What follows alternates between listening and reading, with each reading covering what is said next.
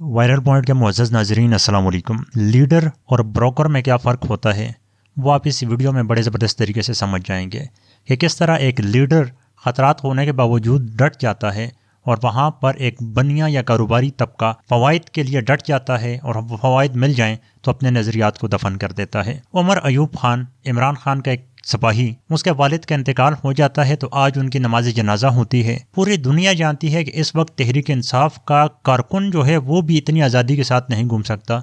उमर अयूब इस वक्त तहरीक इंसाफ का सबसे ज़्यादा ज़िम्मेदार शख्स के, जिसके ऊपर पार्टी की सारी जिम्मेदारियाँ इस वक्त मौजूद हैं। बेशुमार गद्दारी के मुकदमे और पुलिस के छापे उसके घरों पर पड़ते रहते हैं, लेकिन वालिद का इंतकाल हुआ तो जनाजे को कंधा देने के लिए खुद आया, अपने वालिद की नइश को कब्र में अपने हाथों से उतारा और लोगों के साथ बैठकर अपने घर में कुल भी पढ़ता रहा। दूसरी जानिब नवाज शरीफ जब यहाँ से लंदन गया तो वहाँ पर उसकी अहलिया शदीद बीमारी की हालत में थी, तो इलेक्शन के लिए वापस वहाँ से यहाँ पर आया, अपनी बीमार अहलिया को छोड़कर।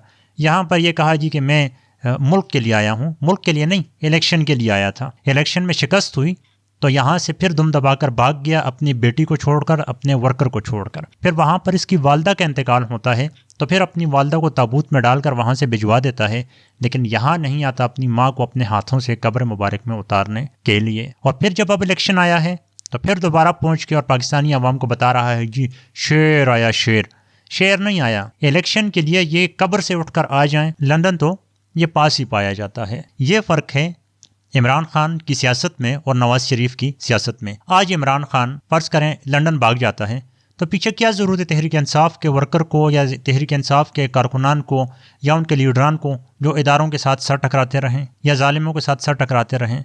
तो ये फ़र्क है कि नवाज शरीफ ने मुशर्रफ से लेकर आज तक हमेशा के लिए ताकतवर हल्कों के साथ ढीलें की, उस ढीलों की बुनियाद पर पाकिस्तान आया, यहाँ से वापस जलील होकर निकला, फिर आया, फिर जलील हुआ, फिर आया, फिर जलील हुआ और अब एक मरतबा फिर आया हुआ है।